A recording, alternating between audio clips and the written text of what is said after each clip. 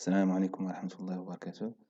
Donc aujourd'hui, on va essayer de continuer la série numéro 3 en travaillant sur l'exercice 6 concernant les piles. Bon, voilà un exemple concret de pile. Une pile, en fait, c'est un ensemble d'entités qui sont entassées les unes au-dessus des autres. Donc voilà ici une pile d'assiettes et à droite un exemple d'une pile de livres. La principale caractéristique d'une pile, c'est que lorsqu'on veut ajouter un élément à la pile, on l'ajoute au-dessus de tout le monde. Et lorsqu'on veut extraire un élément, on prend celui qui est le plus en haut. Et c'est ça ce qui induit la notion de LIFO, c'est-à-dire last in, first out.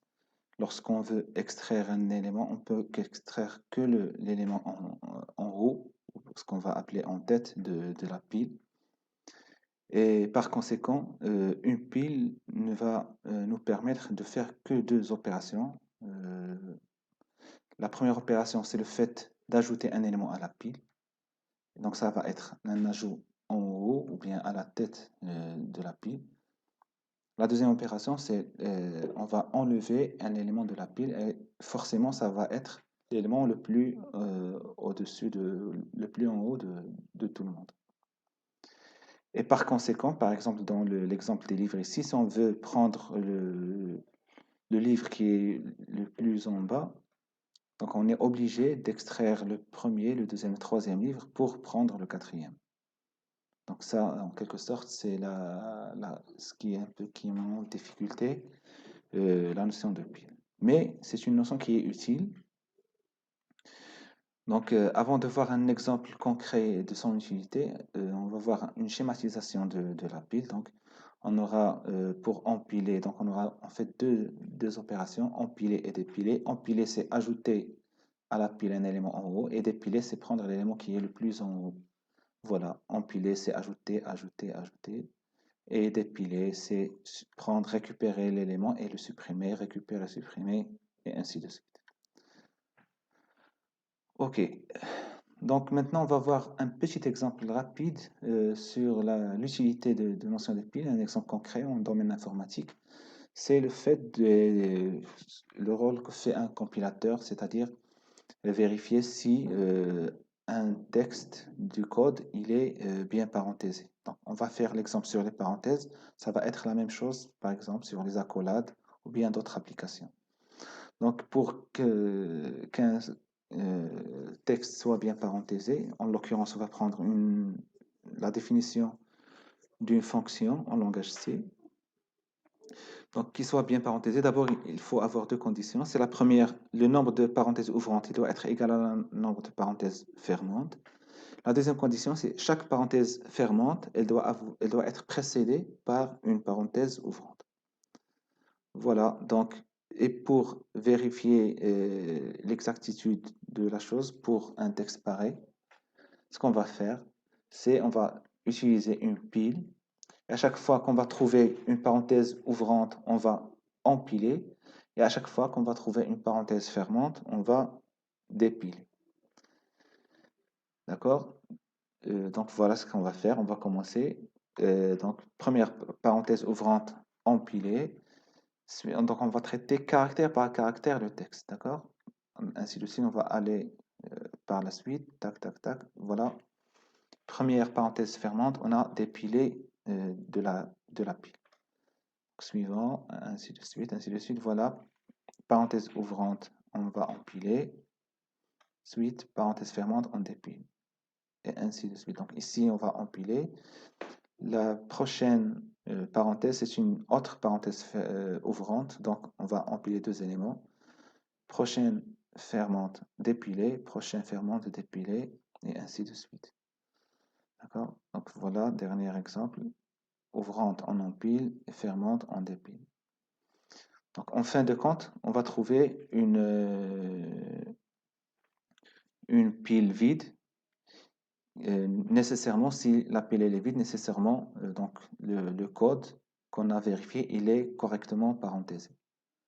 Donc voilà. Donc maintenant, on a pu valider qu'un code il est correctement parenthésé. Maintenant, est-ce que cette notion-là va détecter qu'un code est mal parenthésé? C'est-à-dire, si on reprend le même exemple, on va ajouter une parenthèse quelque part ici, voilà, dans cette ligne-là.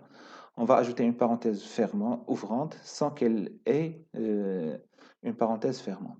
Donc voilà, tout le code au-dessus a été déjà exécuté. Donc jusqu'à ici, la pile doit être vide.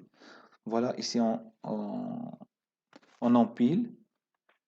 Et puis, jusqu'à la fin, il n'y a pas de parenthèse fermante. Et donc, on n'a pas d'épilé. En fin de compte, la pile n'est pas vide. Et donc, erreur, le code n'est pas bien parenthésé. Deuxième exemple, un exemple où le nombre de parenthèses ouvrantes est exactement le nombre de parenthèses fermantes. Mais la deuxième condition de l'expression bien parenthésée n'est pas respectée. Pourquoi? Parce que ici, on voit qu'on trouve une parenthèse fermante qui précède une parenthèse ouvrante. Et donc ici, ce qu'on va avoir, c'est à chaque fois qu'on a dit que, à chaque fois qu'on rencontre une parenthèse fermante, on doit dépiler. Donc jusqu'à ici, la pile, elle est vide. Et on va dépiler d'une pile qui est vide, donc erreur. Et par conséquent, euh, cette expression n'est pas bien parenthésée.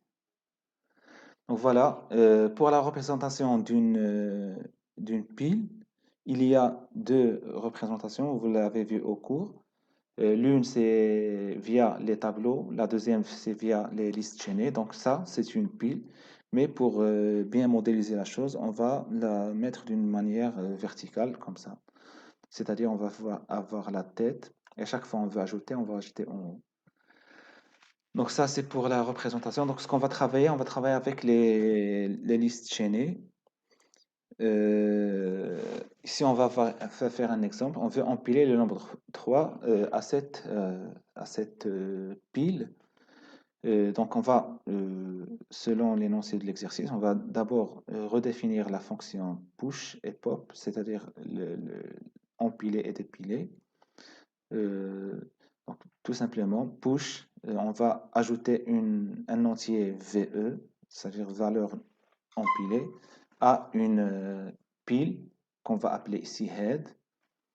Et donc, si vous faites ici la remarque, head, euh, une pile, c'est un pointeur vers stack.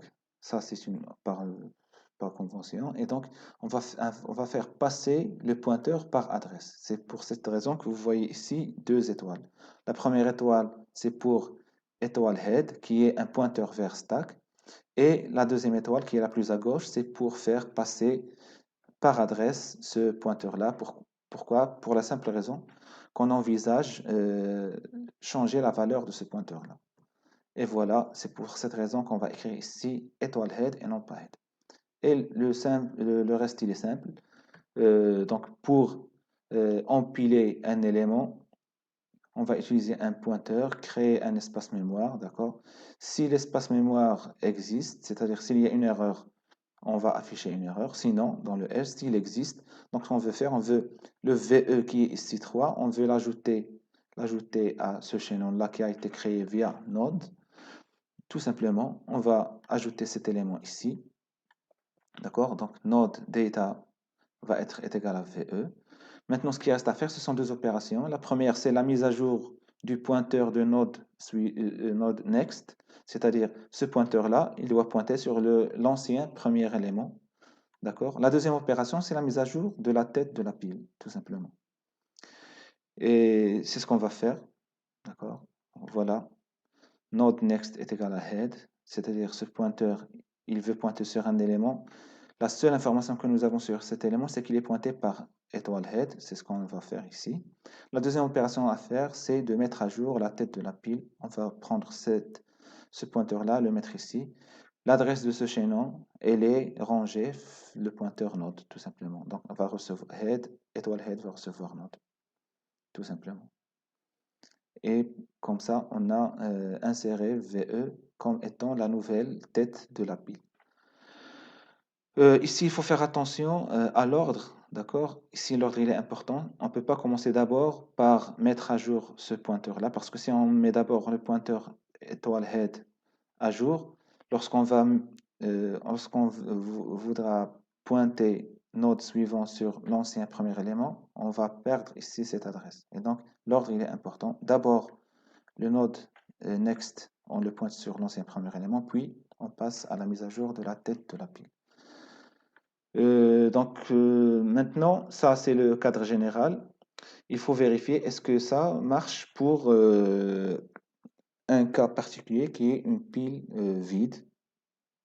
C'est ce qu'on va essayer de faire. Donc voilà, une pile vide, d'accord? On va reprendre le code. Donc on va créer node machin, tout ça. Donc c'est ici. Donc on est dans le else, c'est-à-dire on a trouvé l'espace mémoire. Node data est égal à VE. Donc node data, c'est ce champ-là, est égal à VE, c'est le 3 en l'occurrence. Et node next est égal à étoile head. Or, étoile head, c'est un pointeur nul. Donc ici, c'est un pointeur nul aussi. Dernière opération, étoile head est égal à node. Étoile head, ce pointeur-là, va pointer sur la même chose que node. Donc c'est ce chaînon-là. Et voilà. Et par conséquent, donc cet empilement, il marche même pour une pile vide.